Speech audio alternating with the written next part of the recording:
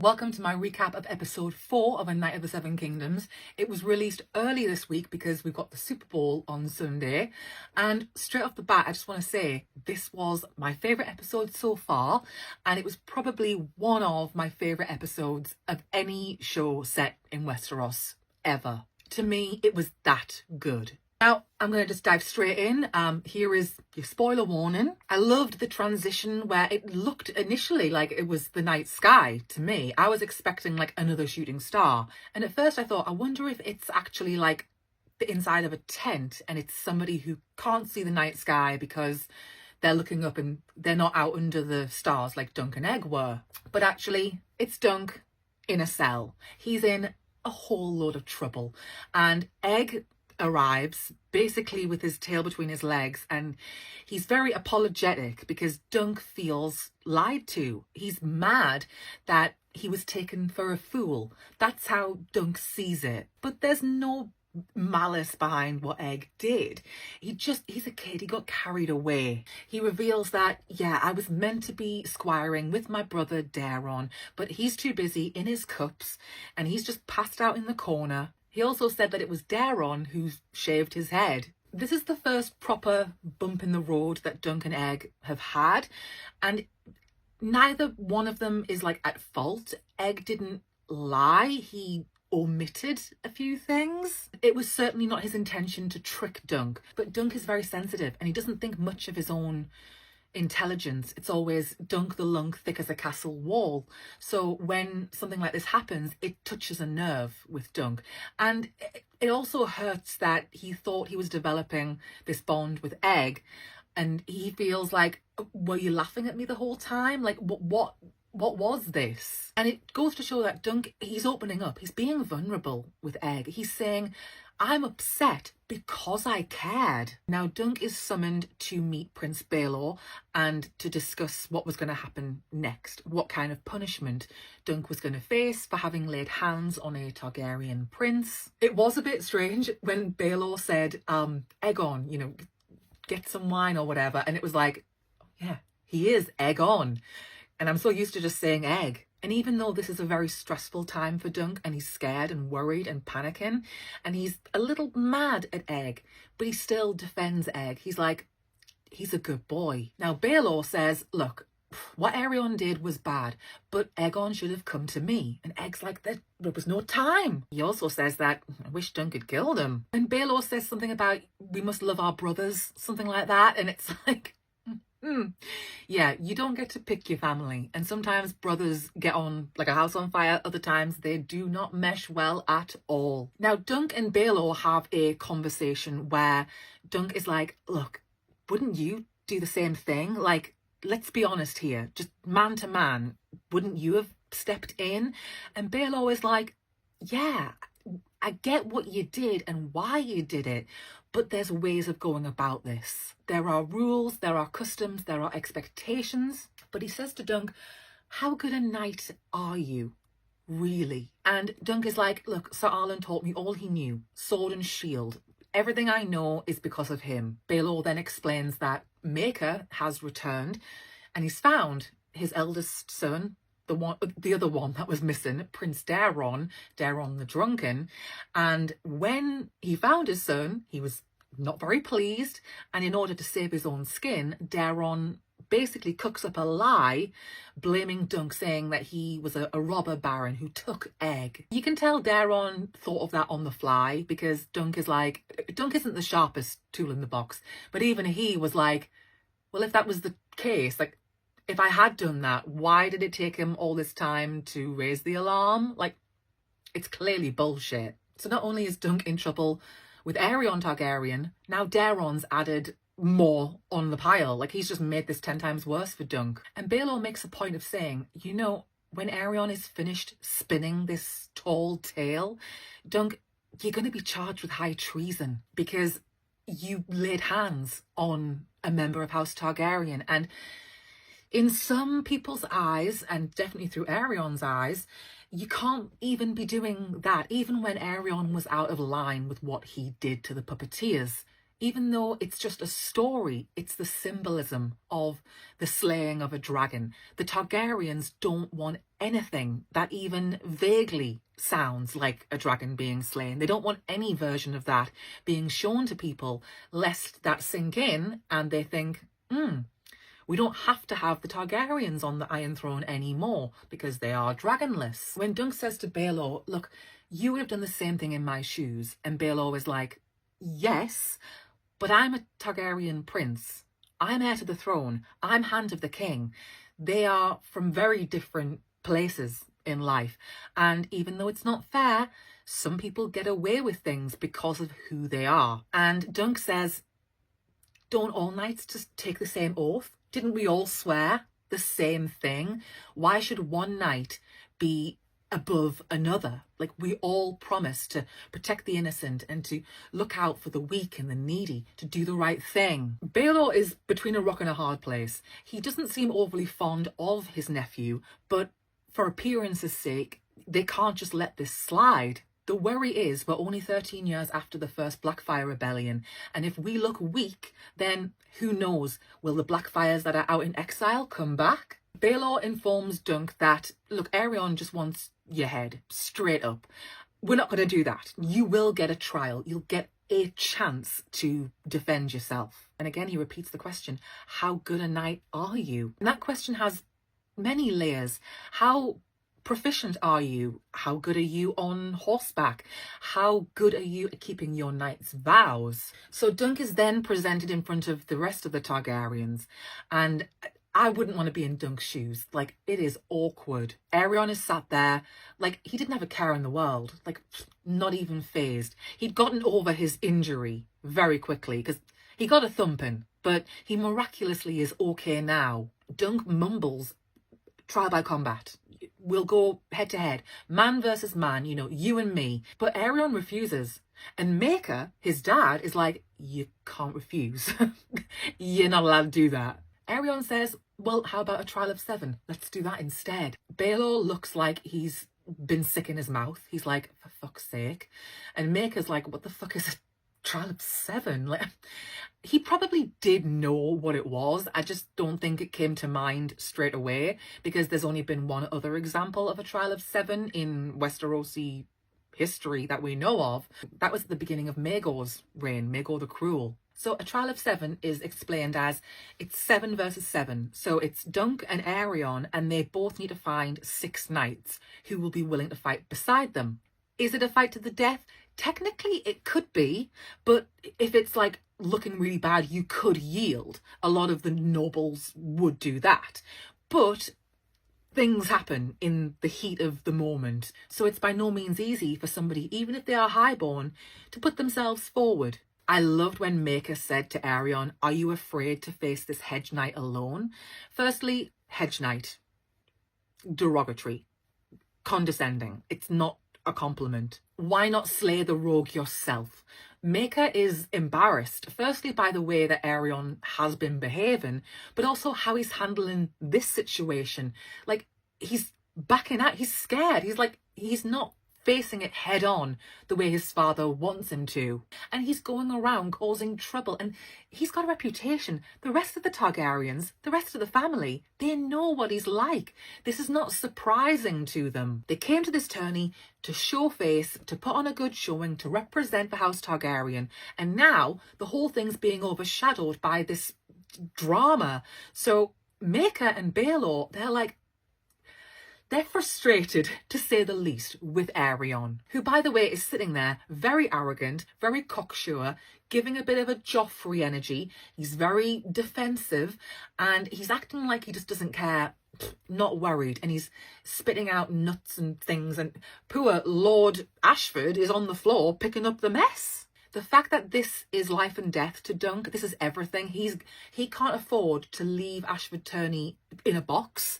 And secondly, he can't afford to leave without being a winner. He sold Sweetfoot. He wants to win and get her back.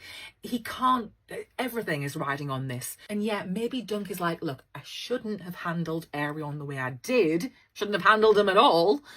But Dunk is still saying, look, I did try and do the right thing because Aerion was harming Tansel. So Dunk is told, you need to find 6 other knights who will willingly put themselves on the line, and you just don't know what will happen in a trial of 7. You know, it's potentially everyone bar the last person standing might die. It's a very dangerous game. This is no messing around. This is not for small boys. And they say, you know, if your cause is worthy, then you'll find 6 people who will happily stand beside you. It's invoking the faith of the 7, the belief that the gods will bless who should be victorious. The person who is truthful will win out on the day. It all goes back to the trial of 7 as a concept coming out of the faith of the 7 religion from Andalos. And Dunk is just in shock.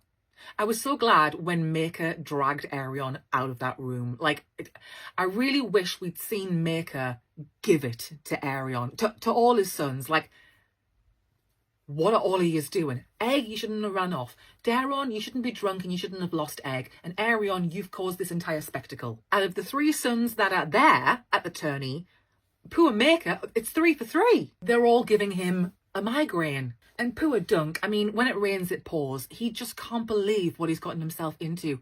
His life has changed dramatically in the space of a couple of days. And he goes to the horses because that's just Dunk. That's what he's like. He'll go and make sure they're okay. And thankfully, Raymond Fossaway pops out from behind a tree. And he's like, Dunk, oh my God, thank God you're alive. And he takes Dunk into his tent where Dunk is sat just head in hands, in shock, doesn't know what to do. And Raymond's cousin, Sir Stefan Fossaway, he's like, Dunk, it's all right. I've got you. I'll have you back. You can count on me, and I'll go and rally some more men and we'll fight for you. But it smells dodgy. Like, Stefan comes across as a bit of an opportunist. He didn't give a shit about Dunk before. This man will blow back and forth in the wind. He will be on this side if he needs to be, but if it's better to serve this lot, he'll happily skip over there. Fickle as the day is long. That's Stefan Fossaway. He says, you know, the House of the Dragon. What are they going to do? Like, them and what dragons? They don't have them anymore. So it's that ambition that's planted in the back of Stefan's mind. Like, this might lead to something. So Stefan is like, I'll go and rouse a few of my mates, you know, Lionel Baratheon, for instance. And Dunk, even though this is like his life on the line, he doesn't even want to disturb people. Like, I don't want them to be woken up in the middle of the night. Dunk, he thinks about other people before he thinks about himself, and sometimes that gets him into trouble. Then Egg appears, and he's accompanied by his older brother, Prince Daron the Drunken from the inn. And Dunk instantly is not pleased to see Daron. He's like, you liar, you said these things about me, you know it's not true. To his credit, Daron, he did seem fairly sober at this point, at least by his standards.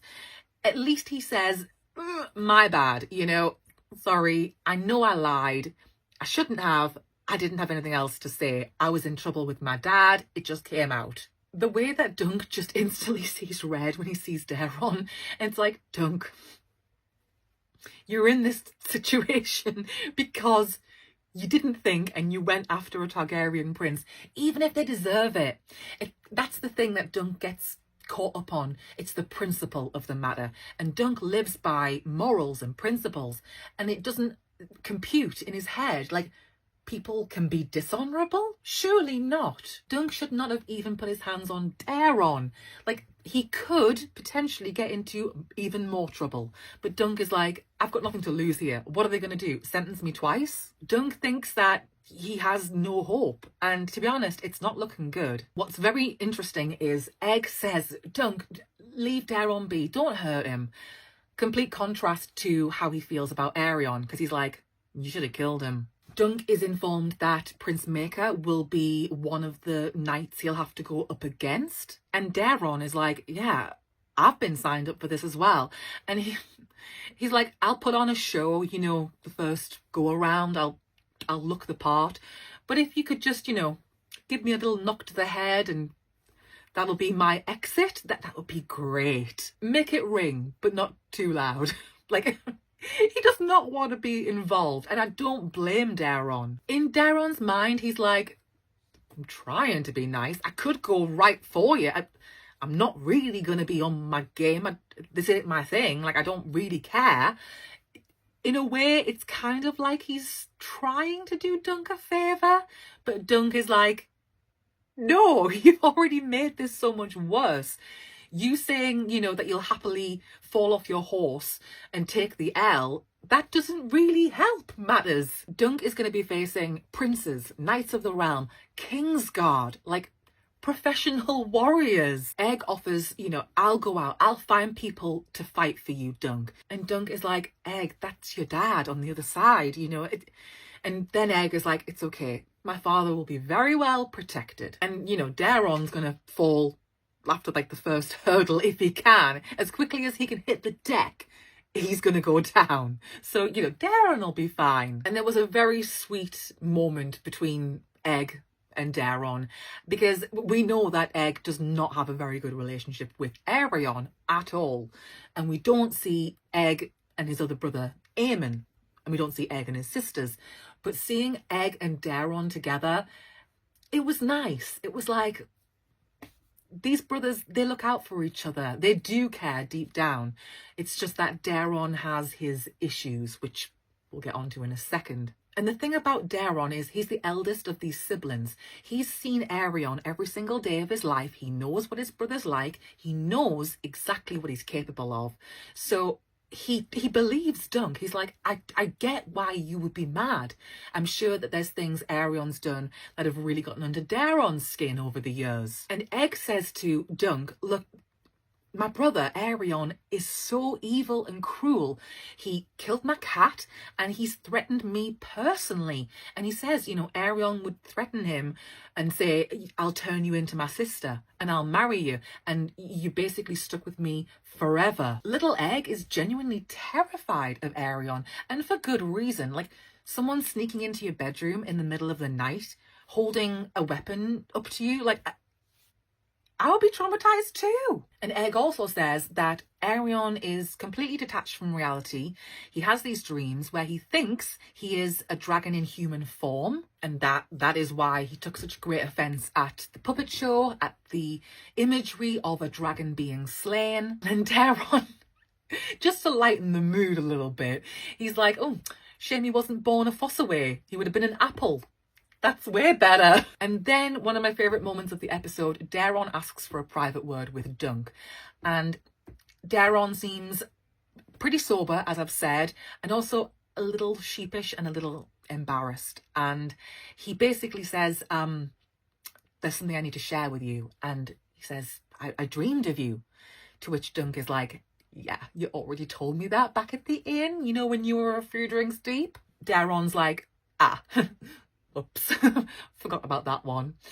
But he goes on to say, I had a dream of you, Sir Duncan, and there's a dead dragon and there's fire, but you survive.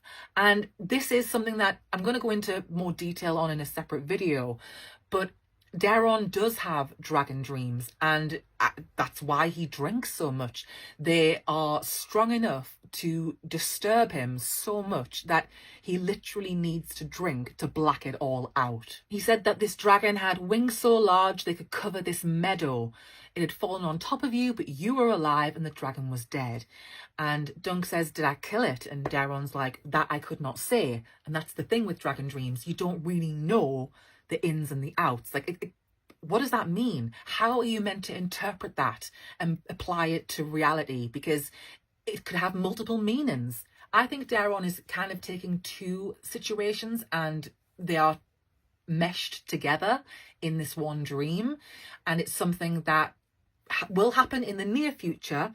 And then there's something that will happen decades down the line. I won't get into all that right now because that's spoilers for way down the line. Now, Daron looks genuinely bereft. And he's like, we're not the masters of the dragons anymore. He's like, the dragons are gone, but we are still here. This family, this very dysfunctional family that less than 100 years before had gone to war against each other. When Daron says, I might die today in this trial, and I may have condemned you, Dunk, like, because I lied, and he's copped to the lie now, and everyone kind of knows he's lying, but the damage is done. And the impression is that Dunk is disrespectful to House Targaryen, and there's an expectation that there will be a significant response to that, hence this trial. And when Daron said, you know, I'm doomed to some kind of hell, likely one without wine, my heart kind of broke for him a little bit. And I feel like he is one of multiple Targaryens who have dragon dreams, and it's so debilitating because it's not clear what you're dreaming and how does that impact the future of your house. It's not like you have all of the answers. So I have a great deal of empathy for Daron, because that can't be easy, and that's gotta be why he drinks as much as he does. Now, Steely Pate, the armourer, finds Dunk, and he says, the girl, Tansel, she left your shield with me. She's painted it. And he gets it down. He's kind of hidden it away, possibly just, you know, doesn't really want to ruffle any feathers. And he shows Dunk, and it's a beautiful design. It's exactly what Dunk described. And Steely Pate has arranged to have new straps, a new rim. He's really spruced it up as much as he can for Dunk, because he's seen what's happened. He knows what's gone on, and he feels bad for Dunk. And this is his effort. Like, this is what I can do with my skills to try and help you out. And Dunk is worried that because it's a falling star and it's a sunset colour and you've got the night sky kind of creeping in, is that a bad omen?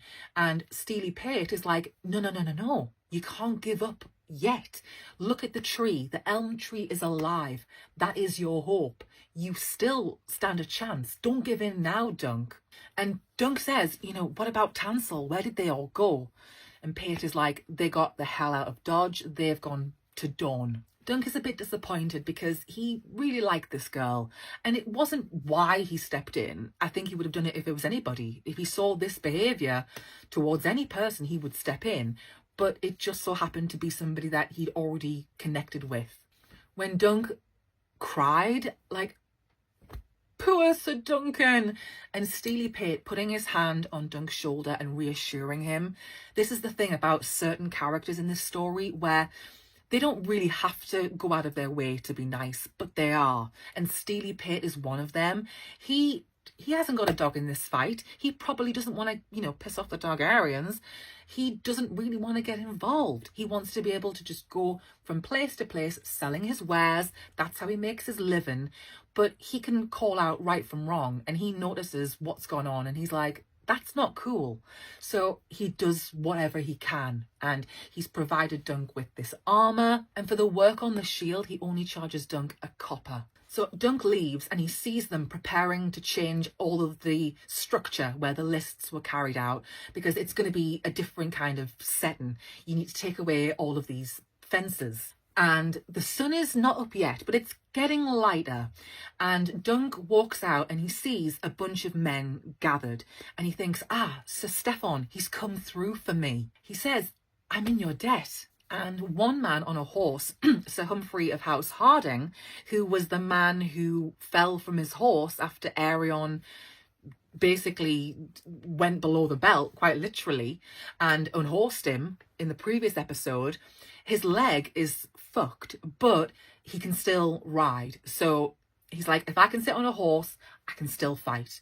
And he says, the debt's not yours, Sir Duncan. The debt is Aerion's, and we intend to collect. That is the energy we want. We want positivity. And Sir Robin of House Riesling is there. He's up for this. He's like, Sir Robin says he would die a king's faithful servant, but when the crown goes against the gods, Sir Robin goes against the crown. And then Lionel Baratheon goes up to Dunk and he's like, this is amazing. I'm so excited. And Dunk's like, thank you for volunteering. And Lionel's like, there is no way I will be missing this. The chance to knock the Kingsguard on their arses in their pretty white cloaks. Like, yes, Lionel is up for it. But it did show the difference between the highborn, who have certain levels of protection, and someone like Dunk, a hedge knight, where not too many people are going to intervene on his behalf. So the stakes are very different. The chances of Lionel surviving this are higher than Dunk, not because of a skill thing, but because of his status. He will be more protected. And when Dunk says, thank you for being here, and wow, Sir Stefan really came through, and Lionel's like, so who? Stefan? What? Who? No, it was the boy. Egg went and rallied people to fight for Dunk's cause. Egg is in the corner practicing, he's not going to waste a single second. He wants to do everything he can to help Sir Duncan. When Dunk walks out onto the grounds of where they're going to hold the trial of 7, it's eerie. It's quiet, like you could hear a pin drop. The crowds are out, even though it's very early in the morning, but it's a very somber atmosphere. Then you hear a bit of commotion, and it's the Kingsguard and Aerion's other knights trotting in on their horses. And there was a woman in the crowd where I think she was like not doing like a sign of the cross per se, but she was kind of blessing herself, like in the ways of the faith of the 7. Now, the issue at hand is Dunk does not have the required number of knights. He's technically too short because Sir Stefan Fossaway appears and he says, yeah, I'm actually fighting against you. And Dunk is horrified. Like, he can't believe he's been stabbed in the back. This is classic Dunk. Like, he's always shafted. He's always betrayed. And Stefan gave his word. Raymond is like, you can't do that. You can't go back. You made a commitment. Stefan is the epitome of a dishonourable knight. If there's a promise of something better, he will change his opinion whenever needed. He will completely flip. And that's what he's done here. And he's left Dunk high and dry because Dunk was counting on him. So not only does he have to fill Sir Stefan's place, but there's the last place that they still can't fill. And Stefan, I mean, he didn't even have the decency to tell Dunk. Like, he just waits till 2 minutes before it all kicks off.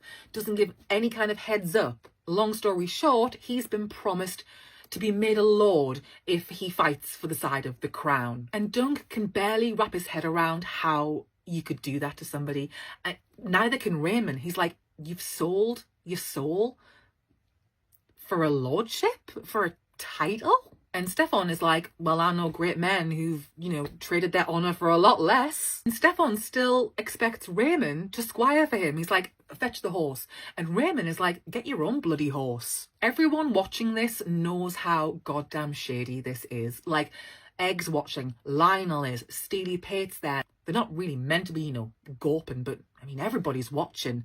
And it's like, damn, that's just not cool. Like, you've really left him high and dry. Raymond is like, I'll fight for you. Make me a knight. Knight me right now and I'll fight for you, Dunk. And this is a young kid. Like, he's only a squire and he's got more integrity than his cousin, his older cousin, Stefan, who is a knight. Now, Dunk doesn't really know what to say about, what do you do to make a knight? Which I think suggests that Sir Arlen probably did not get around to knighting him officially. He would have. If Sir Arlen had lived a little longer, he absolutely was going to, I believe, but I don't think he really did knight Dunk. So Lionel steps in and is like, I'll handle this. I'll knight the boy. In the name of the warrior, I charge you to be brave. In the name of the father, I charge you to be just. In the name of the mother, I charge you to protect the young and innocent. And Dunk sees Sir Arlen's face, and Sir Arlen is like, well...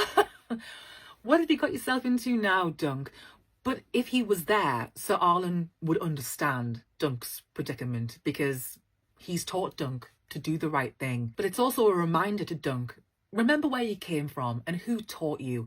And yeah, you may only be a hedge knight, but Sir Arlen was a hedge knight and he was one of the finest men that ever lived as far as Dunk is concerned.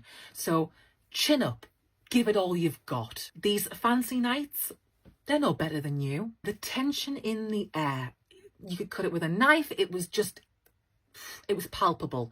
Even Lord Ashford, like when Dunk says, okay, I need a minute, he grants him it. And I feel like he feels bad that this is happening, and nobody really wants this, but it's just because Aerion is a Targaryen prince. There are expectations. Dunk and Aerion are in front of Lord Ashford, and Dunk is like, look, we don't have the full 7, but the 6 of us will fight against your 7. And Aerion's like, no, that's not how it works. Dunk has to think on his feet, and that's not necessarily his strong suit. So he turns to address the crowd, saying, you all know why I did what I did. We need one more person, somebody, are any of you gonna come to my rescue? Aren't loads of you knights? Like, didn't you swear to do what I did, protecting the innocent? And again, just absolute silence. And then one guy does stand up and then just lets out a fart. Dunk is like, I did what I was taught to do. I was taught to protect the innocent. And that's exactly what happened. I stepped in when somebody was harming an innocent person. That's what a knight does. How can that be a bad thing? And Egg is watching all of this, and he's got his sleeves rolled up. He's ready to get stuck in and do whatever he can to help Dunk. But when the guy stands up and farts and everyone just laughs, it just hits home that nobody really understands the stakes, because Dunk is like, this is everything. This is all or nothing. I have to survive this. I have to triumph.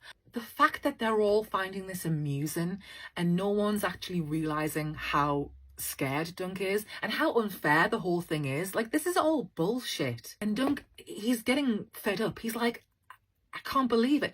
You're all cowards.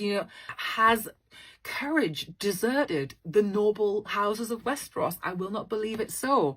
And then he says the line, are there no true knights among you? And it's just silent. But then the gate opens and out trots this warrior on a horse in head-to-toe Targaryen armour. It's Prince Valar's armour, but it's not Valar who's wearing it this time. It's actually Prince Baelor, and he comes out and says, I will fight for Sir Duncan, and he will complete their 7. Maker trots right over and he's like, brother, have you lost your mind? He harmed my child, a Targaryen prince, remember? And that's when Baelor is like, no, that's not what happened actually. Dunk did what a knight of the realm is supposed to do. He defended the innocent, he defended the weak. He didn't just sit by and let somebody bully somebody else. And Baelor invokes the gods. He's like, let's let the gods decide. They will determine the winner. They will bless whoever is righteous, and that will be that. But Aerion and Maker are not happy because Baelor is fighting against them. That's their own family member, and he's taken the other guy's side. Now, there are multiple reasons why Baelor did what he did. One is because he's an honourable guy, and he can't shake what Dunk said. We all took the same oath as knights. No knight is better than any other knight, because a true knight, they're not arrogant like that. So it sticks with Baelor, and I feel like his conscience won't let him sit by and watch this. And if you look carefully before the big reveal, his seat was empty up on the dais. But also there's a smarter, more political consideration going on, because if you've got somebody on the other side as a Targaryen, if Dunk is defeated, then it at least lends legitimacy to, at least he had a Targaryen on his side. It says that it was more of a fair fight. But I don't think perception was the reason that Baelor intervened. I think he did it because he was like, damn, this is the right thing to do. And that's where the episode ends. What did you think? I want to know, and I've been asking this question everywhere. If you knew that Baelor was going to ride out and join Dunk, how did it feel seeing that actually play out? Because for me, I knew it was coming, but I loved it. Like, it was exactly what I pictured in my head. And shout out to Bertie Carvel, just his composure, his demeanour, chef's kiss. And if you didn't know that Baelor was going to do that, what did you think when you saw it? What was your first reaction? Because that had to be pretty epic. Now, I'm going to wrap up this review, but do let me know everything you thought about this episode. I gave it 9.9 out of 10 on TikTok, and I'm going to stick with that because there was nothing I would change. I thought this was a sublime episode. The cast were brilliant. There was nothing I would do differently. Aside from seeing Maker tell his boys off. That would have been the only thing. And we've got 2 episodes left.